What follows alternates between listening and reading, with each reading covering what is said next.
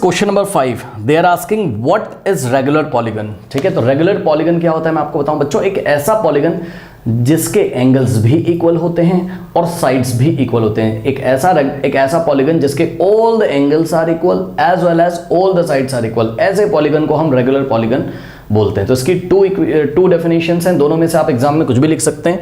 First definition जो NCERT में लिखी है, कह रहा है a polygon which is both equi angular and equilateral. बच्चों इक्वी एंगुलर का मतलब होता है इक्वल एंगल्स एंड इक्विलेटरल का मतलब होता है इक्वल साइड्स। ओके, मैं आपको बता दूं, इक्वी मतलब इक्वल, एंगुलर मतलब एंगल, मतलब इक्वी एंगुलर मतलब all the angles are equal, all the angles are equal. अभी मैं डायग्राम बना के भी दिखाऊंगा आपको, क्लियर हो जाएगा। All the angles are equal. Equilateral मतलब इक्वी मतलब इक्वल और लेटरल मतलब साइड्स, यानी कि इक्विलेटरल मतलब all the sides are equal. Okay students, now ध्यान दें बच्चों, आप चाहो तो ये फर्स्ट वाली डेफिनेशन लिख सकते हो, a polygon which is both equi angular and equilateral. अगर आपको नहीं पसंद है तो आप नीचे वाली डेफिनेशन भी लिख सकते हो, सेकंड वाली भी। क्या?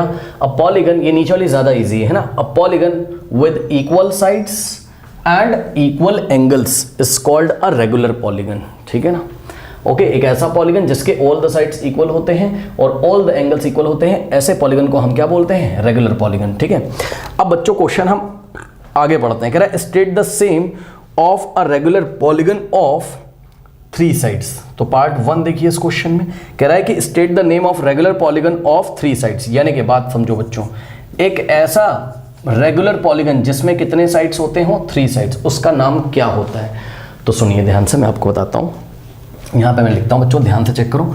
ये एक 3 साइड्स का पॉलीगन, पहली बात तो ट्राइंगल होता है भाई, 3 साइड्स का पॉलीगन ट्राइंगल होता है। लेकिन हमें क्या चाहिए? हमें रेगुलर पॉलीगन चाहिए, मतलब हमें एक ऐसा ट्राइंगल चाहिए जिसके तीनों साइड्स इक्वल हों और जिसके तीनों एंगल्स भी इक्वल हो। मतलब समझो बच्चों, यहां पर साइड AB, साइड BC और साइड AC तीनों इक्वल होंगे।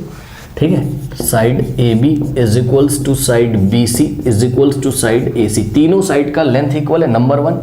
एंड नंबर 2, तीनों के तीनों आपस में जो एंगल है वो इक्वल होने चाहिए। ओके बच्चों, यानी कि जितना एंगल A है उतना ही एंगल B होना चाहिए, उतना ही एंगल C। और मैंने आपको इंट्रोडक्शन में बताया था, जिन बच्चों को नहीं पता है ध्यान से सुनिए बच्चों, एक ऐसा ट्राइंगल जो रेगुलर भी होता हो, मतलब उसके ऑल द साइड्स इक्वल हो जाएं और ऑल द एंगल्स इक्वल हो जाएं, तो ऐसे ट्राइंगल को हम इक्विलैटरल ट्राइंगल बोलते हैं। और पता है, ऐसे ट्राइंगल में बच्चों हमेशा हमेशा ऑलवेज सारे के सारे एंगल 60 60 60 के होते हैं, याद रखिएगा। ओके स्टूडेंट्स, तो एंगल A भी 60, एंगल B भी 60 और एंगल C भी कितना होगा? 60 डिग्री। ओके, और साइड AB, BC और CA का लेंथ कुछ भी हो सकता है, लेकिन तीनों आपस में इक्वल होंगे। अगर AB 10 सेंटीमीटर है, BC भी 10 होगा, AC भी 10 होगा। ठीक है, अगर AB 9 सेंटीमीटर है तो BC भी 9 होगा और AC भी 9 सेंटीमीटर होगा। बहरहाल यहाँ पे हमने लिख दिया AB, BC, AC का लेंथ इक्वल होता है। एंड जो एंगल A है वो एंगल B के और एंगल C के, यानी तीनों ही एंगल आपस में इक्वल होते हैं। Angle A is equal to angle B is equal to angle C and the measurement of each angle is what?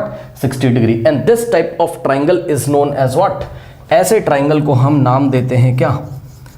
Equilateral triangle. Copy में नोट लगाएं बच्चों, एक ऐसा रेगुलर पॉलीगन जिसमें 3 साइड्स होते हैं, ऐसे रेगुलर पॉलीगन को हम इक्विलैटरल ट्राइंगल बोलते हैं। तो इक्विलैटरल ट्राइंगल के बारे में इंफॉर्मेशन मिल गई। इक्विलैटरल ट्राइंगल क्या होते हैं? जिसमें तीनों साइड्स तो इक्वल होते ही हैं, साथ में तीनों एंगल भी इक्वल होते हैं। एक बात और ध्यान से सुनिए बच्चों, जब AB, BC और CA को आपको इक्वल दिखाना हो तो आप क्या करोगे? आप सिंगल कट लगा दो, सिंगल या डबल कैसा भी। कैसे? AB के ऊपर सिंगल कट लगाया, BC के ऊपर सिंगल कट लगाया और AC के ऊपर सिंगल कट लगाया। ये जो सिंगल कट लगा दिया, इसका मतलब हम कहना चाहते हैं कि भाई AB और BC की लेंथ इक्वल है और साथ में AC की भी लेंथ इक्वल है, यानी कि AB, BC, AC तीनों आपस में इक्वल है। तीनों पे हमने सिंगल कट लगा दिया है। पार्ट सेकेंड बच्चों, पार्ट सेकेंड कह रहा है कि एक ऐसा रेगुलर पॉलीगन जिसमें कितने साइड्स होते हों? 4 साइड्स होते हैं, ऐसे रेगुलर पॉलीगन को हम क्या बोलते हैं? तो आइए हम आपको दिखाते हैं बच्चों।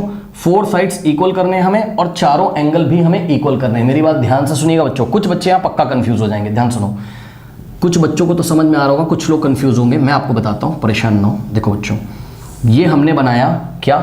एक रेगुलर पॉलीगन, याद है आपको क्या है ये स्क्वायर बनाया हमने, क्या बनाया है, स्क्वायर बनाया है। Okay, angle A B 90, angle B, ये 90 का सिंबल होता है ना, एंगल बी भी 90, एंगल सी भी 90, एंगल डी भी 90, और ए बी का लेंथ, बी सी का लेंथ, सी डी का लेंथ और ए डी का लेंथ इक्वल है। तो चेक करा आपने, all the sides are equal and each of angle is what 90 degree. तो सारे के सारे एंगल इक्वल है, 90 90 90 90, सारे के सारे साइड इक्वल है। तो एक ऐसा रेगुलर पॉलीगन जिसमें 4 साइड्स होते हैं, ऐसे रेगुलर पॉलीगन को हम क्या बोलते हैं, स्क्वायर। अब सुनो, कुछ बच्चे कहेंगे सर रोम्बस नहीं हो सकता है क्या? नो बेटा, रोम्बस क्या होता है हम आपको बताते हैं, ध्यान से सुनो बच्चों। देखो रोम्बस क्यों नहीं हो सकता, इसका आंसर, रोम्बस में all the sides are equal, चारों के चारों साइड तो इक्वल होंगे, लेकिन चारों एंगल बच्चों रोम्बस में इक्वल नहीं होते हैं। ध्यान दीजिएगा, ये देखिए एक रोम्बस हम आपको बना के दे रहे हैं like this. Okay, let us से ये रोम्बस है पी क्यू आर एस, ठीक है। तो यहां पर P Q, Q R, S R, P S, ये सारे के सारे साइड्स का लेंथ तो इक्वल है बच्चों। ओके, लेकिन यहां पर रोम्बस में क्या होता है, all the angles are not equal, only opposite angles are equal. ध्यान से सुने बच्चों, एंगल P तो R के इक्वल होगा, ऑपोजिट एंगल बस इक्वल होंगे, आमने सामने जो एंगल होते हैं, ठीक है। यानी कि एंगल P इक्वल होगा किसके, एंगल R के, और एंगल S इक्वल होगा Q के, ठीक। चारों इक्वल नहीं होते, बात समझो। यहां पर angle P is equals to angle R है and angle S is equals to angle Q है, चारों नहीं भाई, ये इसके इक्वल है और ये इसके इक्वल, बस।